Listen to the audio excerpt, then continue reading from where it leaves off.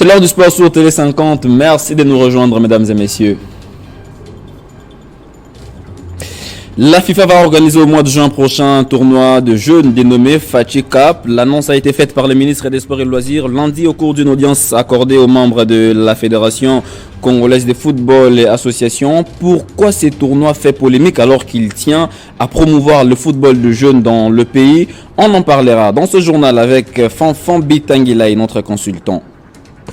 Arena, un match à suivre de près. Bonsoir à toutes et à tous, ouvrons ce journal par les Noblards. Les Léopards, dames et messieurs, intensifient la préparation en prélude du championnat du monde et celui d'Afrique qui se tiendront respectivement au Cameroun et en Ouzbékistan. C'est au stade de martyrs de la Pentecôte que les pugilistes congolais préparent ces deux compétitions. On les écoute puisque nous étions sur le terrain pour bien évidemment les rencontrer et leur poser la question sur comment ils se préparent en prévision bien sûr de ces deux championnats.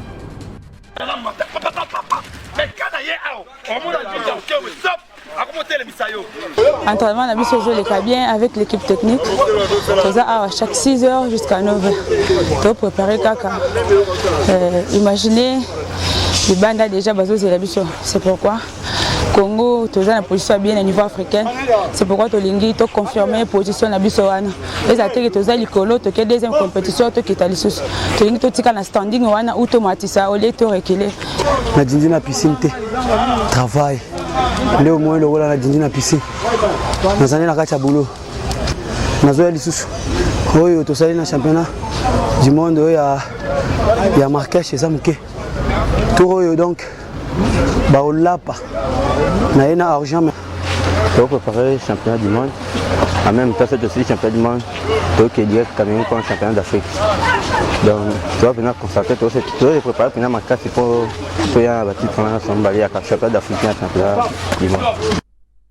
Fatih Cup, c'est le tournoi que la Fédération internationale de football association va organiser à Kinshasa au mois de juillet, au mois de juin, après la première édition du tournoi interscolaire organisé l'année dernière.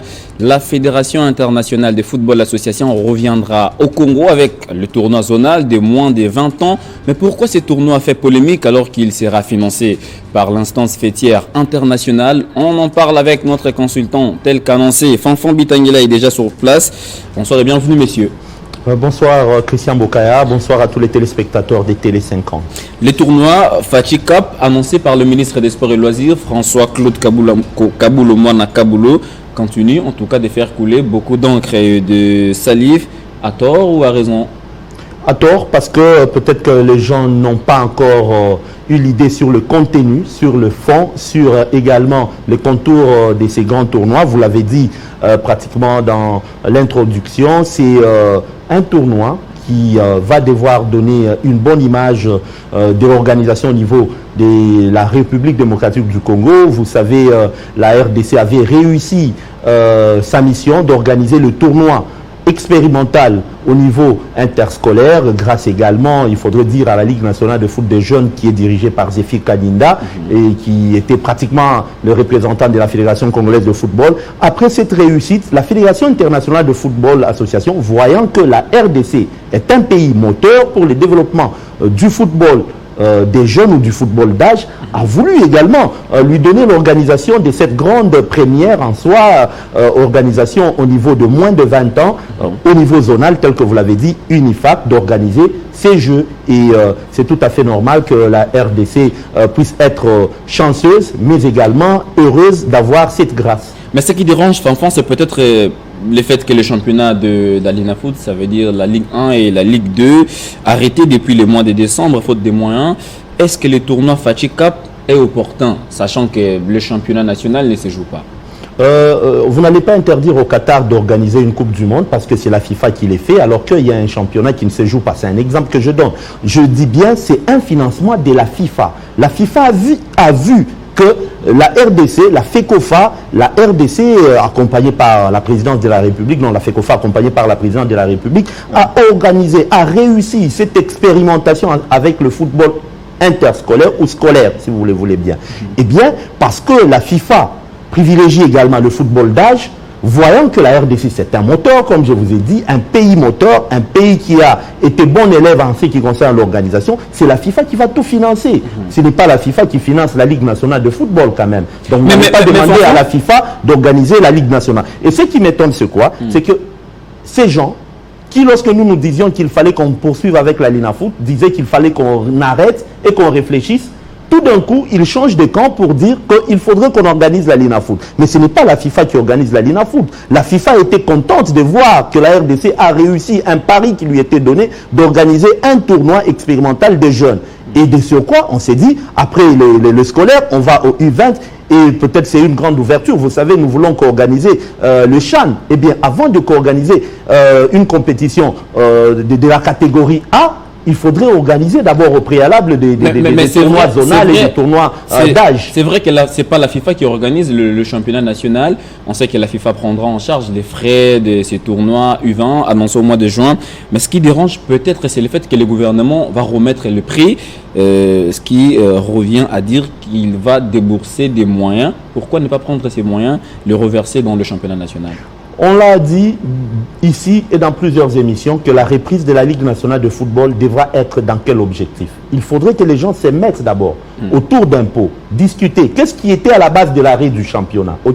Qu'est-ce qu'il faudrait faire pour que le championnat, dès qu'il va recommencer, qu'il ne puisse pas s'arrêter seulement après la phase aller, mais qu'il puisse se jouer normalement et régulièrement. Dès que le ministre a été installé, l'une des préoccupations, c'était la reprise de la Linafoot. Aussitôt installé, le premier jour, il a vu le comité de la Linafoot, le deuxième jour également, c'est plus de 3 ou 4 fois qu'ils ont discuté. Et même le jour où le ministre a discuté sur l'histoire de l'organisation de ces tournois expérimentaux des U20, eh bien, il y avait l'équipe nationale, il y avait également la reprise de la Linafoot. Donc, il y a beaucoup d'avancées en ce qui concerne la recherche de la reprise de la Linafoot. Il ne faudrait pas qu'on reprenne juste pour jouer une manche, aller et arrêter, que l'année prochaine, qu'on se retrouve devant le même problème, il faudrait trouver une solution. Alors, peut-être ce qui dérange, la dernière préoccupation, c'est le fait qu'on a dénommé ces tournois Fachi Cup.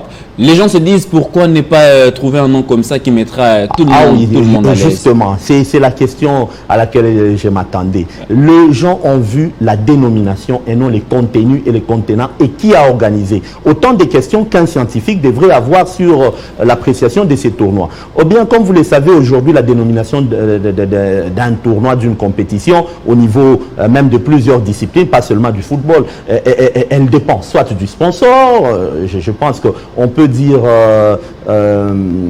donc, c'est pas le ministre qui a proposé. Je suis en train de partir, d'y arriver, de chuter.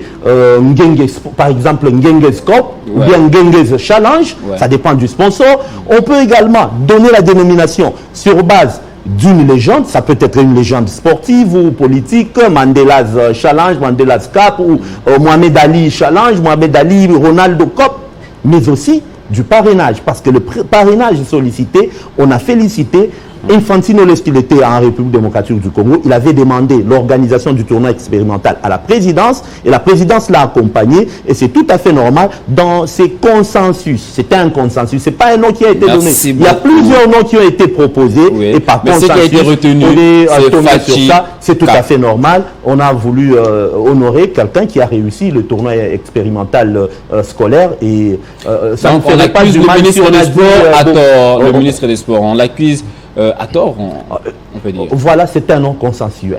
Merci beaucoup, Fonfon Bitanglais, pour toutes ces analyses. Vous savez, tout le mercredi, nous revenons sur le sujet saillant d'actualité. Et là, on devrait bien sûr attendre l'organisation de ces tournois au mois de juin prochain. Ce sera bien sûr à Kinshasa, Fachi Cup.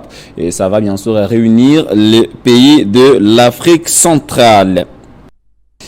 C'est sur cette note de l'UEFA Champions League que prend fin ce journal des sports. N'oubliez pas de faire un tour sur le www.genge.cd pour voir les meilleures cotes réservées bien sûr pour le match de ce soir. Je vous retrouve bientôt, ce sera pour un nouveau journal des sports.